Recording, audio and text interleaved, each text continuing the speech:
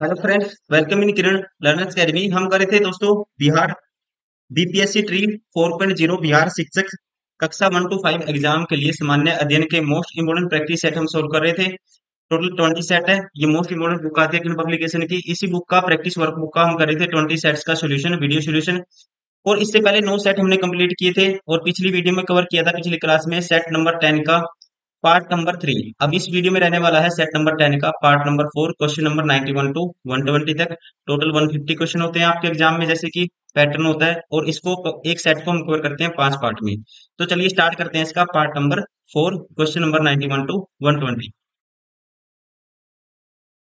Question number 91, निम्नलिखित में से कौन आंतरिक ग्रहों में सबसे बड़ा है।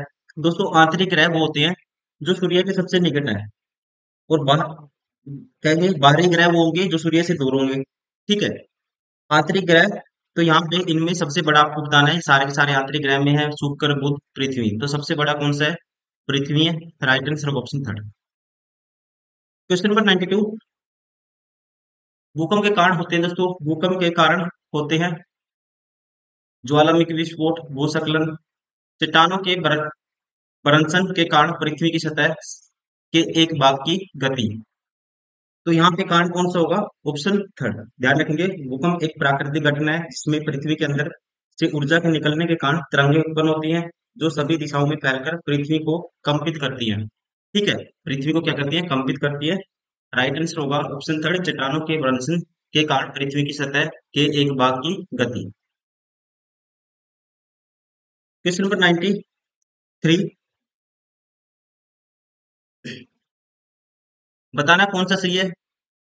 टेफलॉन भोजन पकाने के पात्रों पर न चिपकने वाली परत लगाने के काम आता है। अपने आप में स्टेटमेंट करेक्ट है। टेफलॉन एक विशिष्ट प्लास्टिक है जिस पर तेल और जल चिपकता नहीं है। दोस्तों, ये भी अपने आप में क्या है? ठीक है। राइट आंसर होगा ऑप्शन फर्स्ट। एक और दो दोनों सही है। क्वेश्चन नंबर 94, ज्वालामुखियों से निकलने वाली सबसे प्रचुर मात्रा में गैस है। दोस्तों, सबसे ज्यादा गैस कौन सी निकलेगी? तो यहाँ पे राइट आंसर होगा ऑप्शन फर्स्ट, जल वाष्प। ठीक है। ज्वालामुखी से सबसे प्रचुर मात्रा में गैस के रूप में जल वाष्प निकलता है, ध्यान रखना आपको। क्वेश्चन नंबर 95, भूकंप के झटके पृथ्वी की सबसे ऊपरी परत के अंदर गहराई में विक्षोभ के कारण आते हैं। इस परत को कहा जाता है क्रस्ट। राइट आंसर होगा option third. Question number 96,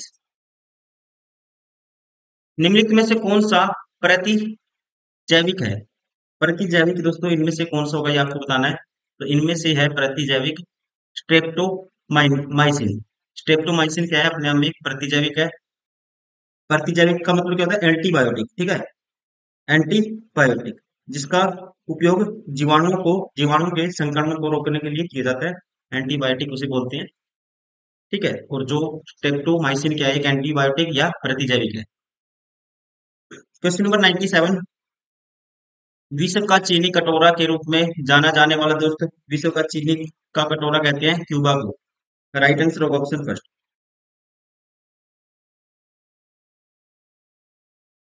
question number 98, निम्नलिखित में से कौन सा सिंचाई से संबंधित है। कौन सा है जो सिंचाई से संबंधित है? मोट गिरनी सभी में है, चेन पंप सभी में है, डेकली, रहट, उत्तोलन। तो दोस्तों ध्यान रखेंगे, सिंचाई के पारंपरिक तरीकों में चेन पंप, डंकली, मोट, रहट ये सभी शामिल है।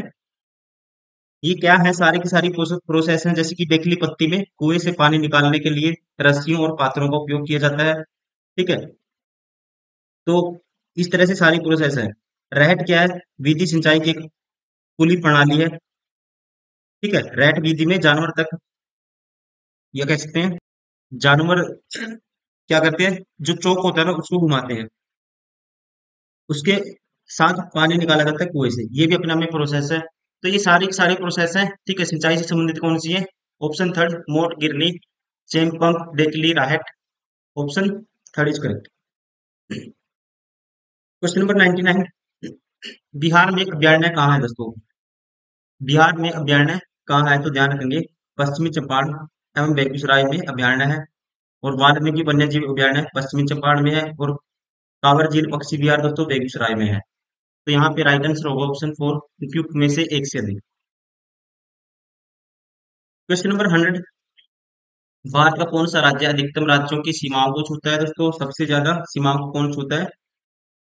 Option third, Uttar Pradesh. ठीक है, 9 राज्यों की सीमाओं को ये छूता है, ध्यान रखेंगे आप। क्वेश्चन नंबर 101, निम्नलिखित में से किस बीज का हवा द्वारा प्रसार होता है दोस्तों? हवा द्वारा प्रसार होने वाले पौधों के बीज कौन कौन से हैं? कपास होता है, द्विफल होता है, सूर्यमुखी बोलते हैं जिसको हम, ये सब आते हैं। तो अकॉर्डिंग टू ऑप्शन कौन सा है? कपास। राइट आंसर होगा ऑप्शन फर्स्ट। क्वेश्चन नंबर 102, कभी कभी गर्मियों के दिनों में कपड़ों पर विशेषकर कांख के आसपास सफेद धब्बे दिखाई देते हैं, यह किसके कारण होते हैं दोस्तों? ठीक है, ये इसका कारण होता है पसीने में मौजूद लवण के कारण। ठीक है, व्हाइट व्हाइट सा हो जाता है दाग, तो किसकी वजह से होता है? पसीने में मौजूद लवण के कारण। राइट आंसर होगा ऑप्शन सेकंड। क्वेश्चन नंबर 103, पहला विकथन ए है, टोकन पक्षी की चोंच लंबी और बड़ी होती है। अपने आप में स्टेटमेंट आपको ध्यान रखनी है टोकन पक्षी के बारे में। इसकी चोंच क्या होती है? लंबी और बड़ी होती है। रीजन, टोकन की चोंच उसे उन फलों की डालियों तक पहुंचाने में मदद करती है जो बहुत कमजोर होती हैं और उसका भार सह नहीं सकती दोस्तों। ये भी अपने आप में ठीक है और इसकी व्याख्या भी है। राइट आंसर होगा option first. Question number 104, Bharat की संप्रभुता, एकता और अखंडता को बनाए रखने और उसकी रक्षा करने के लिए किसमें प्रावधान किया गया है? तो ये प्रावधान किया गया है मौलिक कर्तव्य में, जिसका राइट आंसर होगा ऑप्शन थर्ड। क्वेश्चन नंबर 105, निम्नलिखित में से किस क्षेत्र की विकास दर में रोजगार लोच उच्चतम है दोस्तों? तो आप ध्यान रखेंगे, रोजगार लोच इस बात का माप है कि आर्थिक उत्पादन के साथ रोजगार कैसे बदलता है। ठीक है, निर्माण के उच्चतम रोजगार लोच, जबकि कृषि सबसे कम रोजगार लोच वाले क्षेत्रों में से एक है। तो ये पूछा इसने, उच्चतम किसकी है? तो उच्चतम है यहाँ पे निर्माण की। राइट आंसर होगा ऑप्शन सेकंड। और सबसे कम पूछे, कृषि सबसे कम रोजगार लोच वाले क्षेत्र में से आता है। क्वेश्चन नंबर 106, निम्नलिखित में से कौन सा कथन मौसमी प्रवास के संदर्भ में सही है?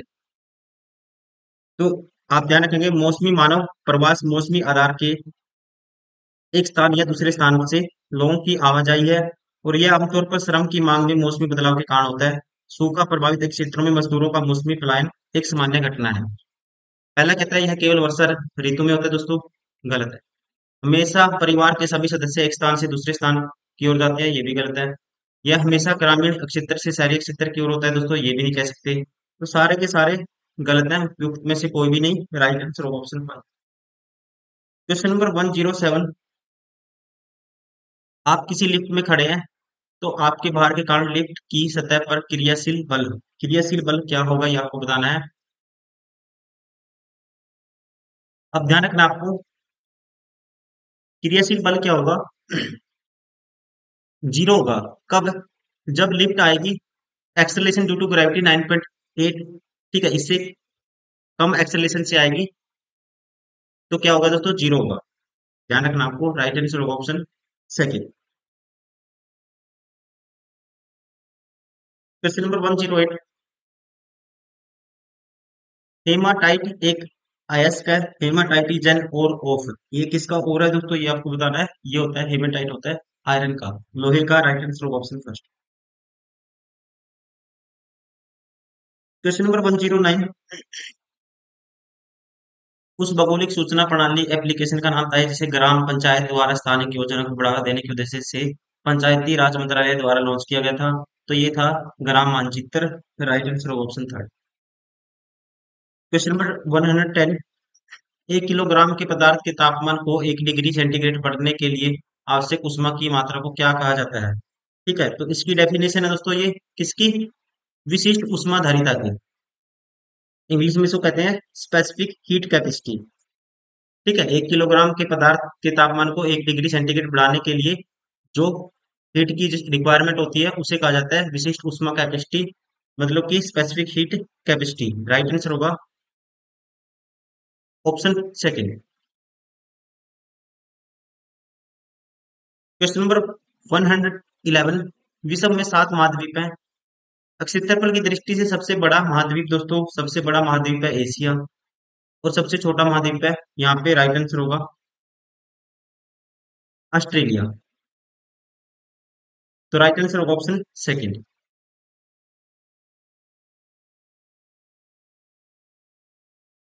क्वेश्चन नंबर 112, लोकतंत्र के सवर नामक पुस्तक किस भारतीय नेता के भाषणों का संकलन है दोस्तों? ये पुस्तक है, राइट आंसर होगा ऑप्शन सेकंड, रामनाथ कोविंद के भाषणों का संकलन। Option second is correct. Question number 113, corona virus कैसे फैलता है दोस्तों? कोरोना वायरस कैसे फैलता है? जब कोई व्यक्ति छींकता है, खांसता है, जब कोई अन्य व्यक्ति के पास में है, यह संक्रमित व्यक्ति एक से मीटर, सारे के सारे रीजन है, एक से अधिक होंगे। राइट आंसर होगा ऑप्शन फोर। क्वेश्चन नंबर 114, एक लंबी और सीधी सोलेनाइड जिसमें विद्युत प्रवाह हो रहा है, तो सोलेनाइड के भीतर चुंबकीय क्षेत्र क्या होगा? यहाँ पे देखो, एक यहाँ पे दोस्तों ध्यान रखेंगे, इस कंडीशन में अगर लेंथ बहुत ज्यादा है सोलेनोइड के अंदर, ठीक है, इसे बोलते हैं प्रणालिका, तो विद्युत प्रवाह हो रहा है इसमें, और सोलेनोइड के भीतर जो चुंबकीय क्षेत्र होगा ये होगा शून्य के बराबर। ठीक है, कि लेंथ बढ़ाने से क्या हो जाता है, अगर लेंथ रेडियस से बहुत ज्यादा है तो इस कंडीशन में क्या हो जाता है, जीरो हो जाता है। ध्यान रखना आपको। राइट आंसर होगा ऑप्शन फर्स्ट। क्वेश्चन नंबर 115, लोहा प्रचुर मात्रा में पाया जाता है दूध में, फलों में, अंडे में, ठीक है, तो सभी में पाया जाता है। राइट आंसर होगा ऑप्शन फोर। इसका फाइव भी हो सकता है। प्रचुर मात्रा में दोस्तों हरी सब्जियों में पाया जाता है आयरन, ठीक है, तो ये डिपेंड करेगा एग्जामिनर के ऊपर। और ये नहीं कह सकते कि फलों में नहीं पाया जाता आयरन, अंडे में नहीं पाया जाता, दूध में नहीं पाया जाता, इसमें पाया जाता है। ठीक है, तो राइट आंसर यहाँ से कहेंगे अकॉर्डिंग टू जैसे क्वेश्चन दिया हुआ है, उपयुक्त में से एक से अधिक। प्रचुर मात्रा में पूछा अगर यहाँ पे होता कि लोहा पाया जाता है, ठीक है, प्रचुर लिखा है, लेकिन इसका ऑप्शन ये भी हो सकता है।